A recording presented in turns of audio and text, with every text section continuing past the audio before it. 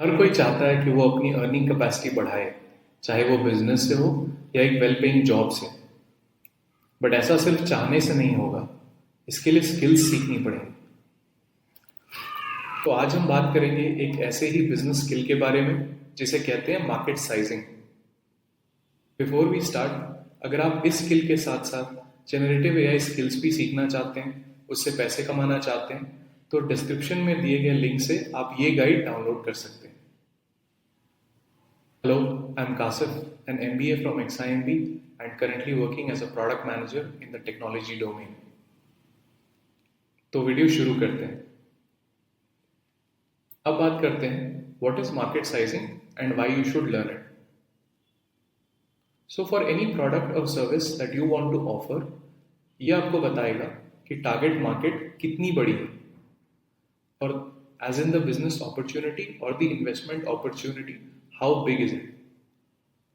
आप कितने वक्त में कितना रेवेन्यू टारगेट कर सकते हैं and how big this particular business can become, how scale. तो अगर आप एक बिजनेस ओनर हैं या बिजनेस शुरू करना चाहते हैं, then this skill help you start. और if you are an MBA graduate, this will help you in your interviews as well as doing business planning when you join a company. If you are a product manager, this will help you in user base growth for your new app feature. And if you are an investor, it will help you understand the market as well as the business before investing. तो business management में market sizing को 3 terms से define किया जाता है: time, Sam and saw. Time stands for total addressable market. मान लेते हैं कि आप इंडियंस के लिए एक टूथपेस्ट लॉन्च करना चाहते हैं, तो इंडिया में जितने भी लोग टूथपेस्ट यूज करते हैं वो आपका टोटल एड्रेसेबल मार्केट है, यानी time. Sam stands for serviceable available market. Assume करते हैं कि अभी आपके पास इतने रिसोर्सेस नहीं है कि आप पूरा का पूरा मार्केट कैप्चर कर लो या अपने प्रोडक्ट को पूरे के पूरे इंडिया में डिस्ट्रीब्यूट कर पाओ। तो आप डिसाइड करते हो कि आप सिर्फ टियर 1 सिटीज में ही अपना प्रोडक्ट सेल करोगे। So that is your Sam. SOM on the other hand stands for serviceable obtainable market. Assume करते हैं कि जो टियर 1 सिटीज में आप अपना प्रोडक्ट सेल करना चाहते हो वहां ऑलरेडी कंपेटिटर्स हैं and you will not be able to capture 100% of the market share. तो उसमें जितना आप कैप्चर कर सकते हो रियलिस्टिक लेवल पे, लेट्स से आप टियर 1 सिटीज में 20% कैप्चर कर सकते हो, बाकी 80% कंपेटिटर्स के पास ही रहेगा अगले 1 साल में। So for 1 year that will be your SOM. So अब बात करते हैं मेथड्स की कि ये मार्केट साइज एस्टिमेशन आप कैसे करेंगे। So basically there are 3 methods: top down, bottom up and hybrid method. So we will discuss each method with one example. So we will in top down method, if the space is new and you don't have much data, you should use this method. Here, यहाँ पे आप broader data point से शुरू करते हैं and slowly आप उसको narrow down करते हैं. Let's take an example.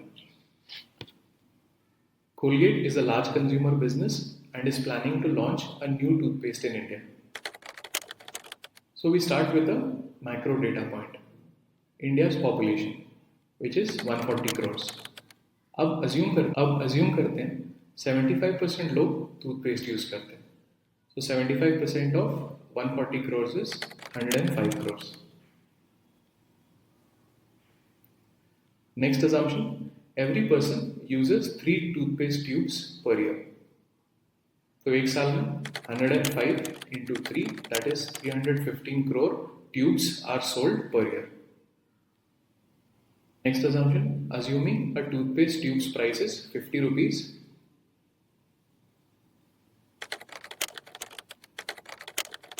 315 crore tubes per year into 50 is 15,750 crores.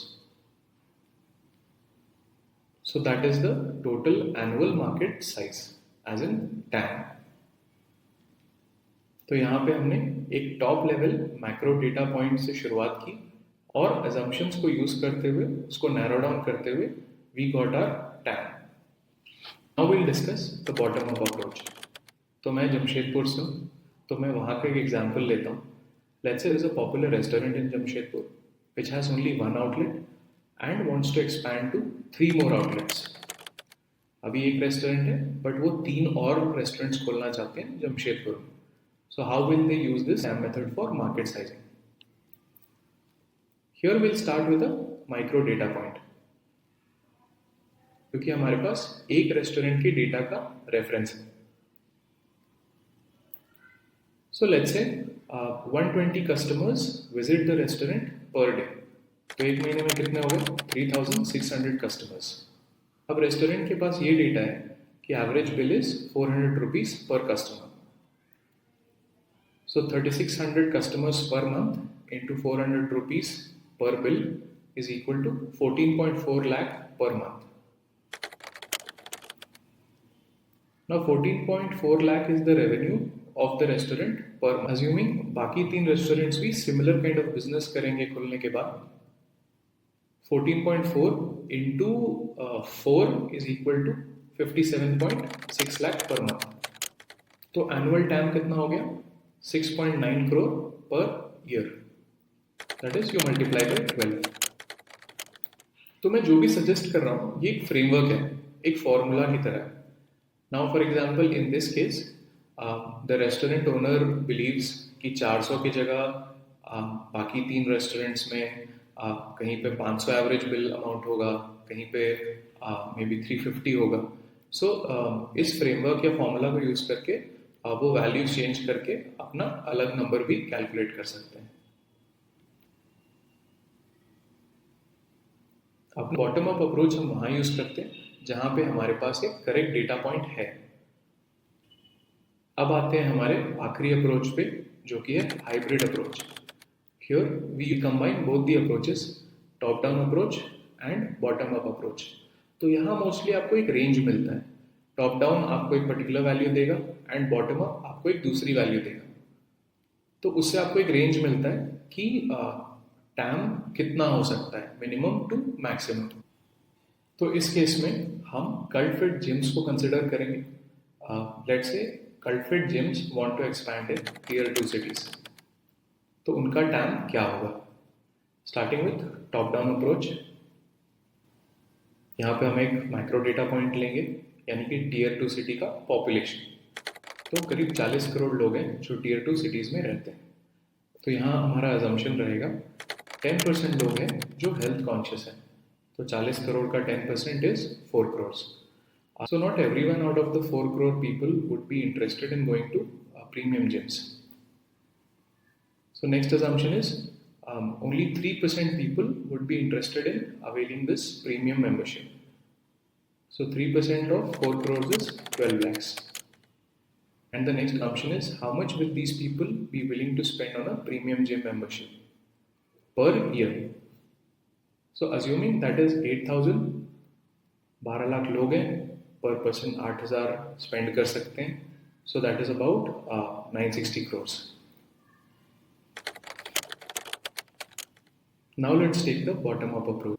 So as cult fit centers have premium gyms in tier 1 cities, they have the data point about 1200 members are there in each gym who pay 1,000 rupees per month. So the per center revenue is 12 lakh rupees per month. Now in tier 1 there are 100 centers, so 12 lakh per month from one center. So from 100 centers it is 12 crore per month. So this is per month number which has to be multiplied by 12 to get the yearly number. So 12 crore rupee per month into 12 is 144 crores per year. Now if you notice top down approach से हमारा value significantly high आया था compare to the value we got from bottom up approach. क्योंकि bottom up approach में हमारे पास एक verified data point था और टॉप डाउन अप्रोच में हम एक ब्रॉड डेटा पॉइंट कंसिडर कर रहे थे. जैसे जैसे आप अजम्पशंस को वेरी करोगे आपका जो फाइनल आउटपुट है वो अलग आएगा. So this is not a specific formula, this is a framework जहाँ पे आप जैसे वैल्यूज चेंज करते हो अपनी समझ के हिसाब से वैसे ही आउटपुट भी चेंज होता है. So in this case you got a range 144 crores per year to 960 crores per year. तो जितने ही आपके डेटा पॉइंट्स रियलिटी के करीब होंगे उतना ही करेक्ट आपका मार्केट साइज एस्टिमेशन होगा. इसको और इम्प्रूव के लिए you can refer to these resources: census data, IMF data, world bank data, Statista, IBEF, the Bain BCG white papers and a lot. तो अब आप ये सीख चुके हैं कि टैम क्या है, उसे कैलकुलेट करने के 3 तरीके क्या हैं, और 3 एग्जाम्पल्स भी आपको मिल चुके हैं जिसको आप एज अ रेफरेंस यूज कर सकते हैं. And you also know from which resources you can find credible data. If watching this video helped you, do like and subscribe. If you have any doubts, you can add it to the comments. If you have any doubts, you can add it to the comment section and I will respond to it for sure. Thank you very much for watching. मिलते हैं अगले video.